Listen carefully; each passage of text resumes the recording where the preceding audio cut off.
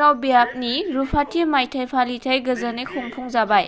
उदालगुरि जिल्लानि भेरगाव बियाब बाथौ महासभानि रुफाथि मायथाइ लोगोसे 24थि बोसोरारि जथुम्माया साननैनि हाबाफारि 22 आरो 23 फेब्रुवारियाव गोजोनै खुंफुंजाबाय बियाबनि बाथौ थानसालियाव। दिनैनि जोबथा हाबाफारिनि गेवलां मेलाव गेवलां मेल बेखेवगिरि बिटिसिनि हारिमु आरो गेलेमु बिफाननि इएम दावबायसा बर' बिथाङा मेहेरगोनां बिबुंथिजों बेखेवना होयो। फोसाबनाय, फेहेरनाय आरो फोजौनायाव फारफ्रोमथिंबो बिथिंखौ जोंनि धोरोमा लाबोगासिनो दङ।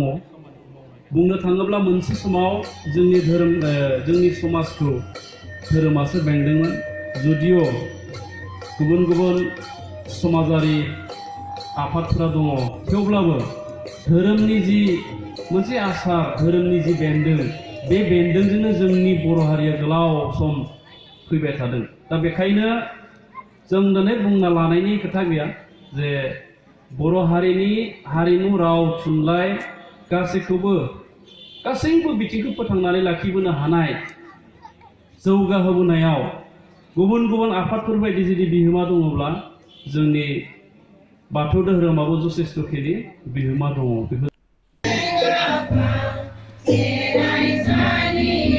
गाहाय आलासि महरै उदालगुरि कलेजनि बिबुंगोरा डक्टर नरेशन नार्जारी बिथाङा बाथौ धोरोमनि गोथौ बिबुंथि लाखियो।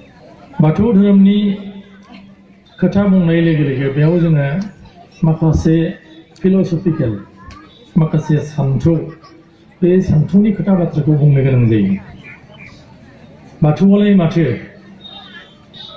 बियो माबा मोनसे धोरोमसो जाखो, ना माबा मोनसे फुजा फोरबोसो जाखो, ना माबा मोनसे आसार खान्थिसो जाखो, ना माबा मोनसे हारिमुसो जाखो, ना राव थुनलाइसो जाखो,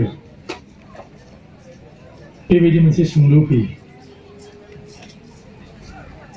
बे गासिबो सोंलुनि फिननाया मोनसे रावै बुंजायो, बाथौआ बाथौआनो। बाथौआ बाथौआनो। आरो नोंथांमोना बेखौ सोंदोंब्ला बे सोंनायनि फिननाया बेयाव गासिबो दङ। बेयाव सान्थौबो दङ, समाजखान्थि दङ, आसार खान्थि दङ, राव थुनलाइ दङ, गासिबो जिनिसा बेयाव दंजोबो। बेनिखायनो बाथौ बुंनाय लोगो लोगो बाथौ सोदोबजोंनो ओरैबायदि माखासे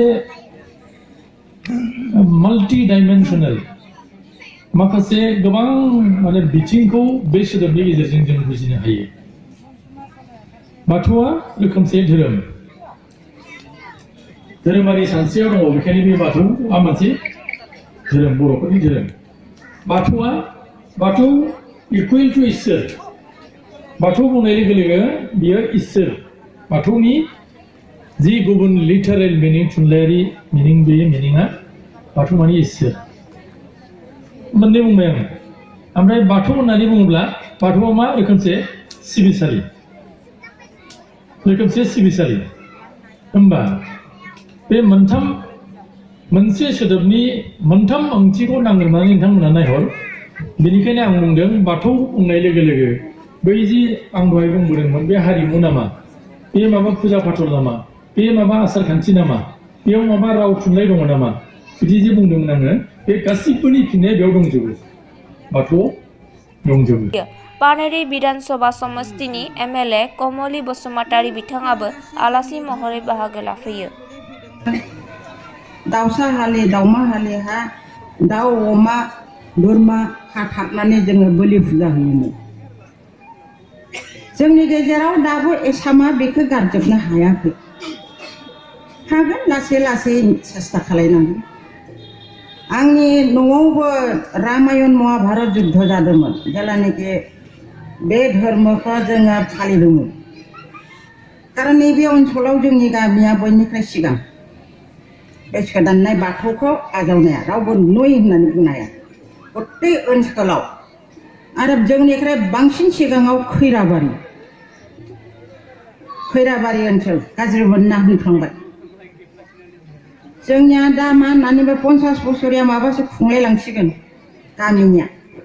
खिन्थु बेसेबां गोलाव बे धर्मखौ मानिबोनानै जोंनि गेजेराव मा परिबर्तन फैखो सोलायनाया जोंनियाव मा फैखो धोरोमा जोंखौ मा सोलायनाय लाबोखो बेखौसो जों नागिरनांगोन। News desk report news 24 Bodoland. गाबोन अदेबानि 24 फेब्रुवारि 2021 बुधबार खालि मडेल रेसिडेन्सियेल स्कुल आरो बिटिआर गोरोबथायाव थानाय एनेक्सारनि नैथि फारि नं 12 आव थानाय पलिटेकनिक एन्ड भकेशनेल ट्रेनिं इनस्टिट्युटखौ बुधबार रुनिखाता चिराङाव मानगोनां बिटिआरनि गाहाय खुंगिरि प्रमद बर', हाग्रा बिफाननि इएम रनजित बसुमतारी, एमसिएलए माधव चन्द्र शेट्टी बिथांमोनहा गावसिनि आखाइजों अन्थाइ खाम्फा गायसनफैगोन होनना मिथिहोदों।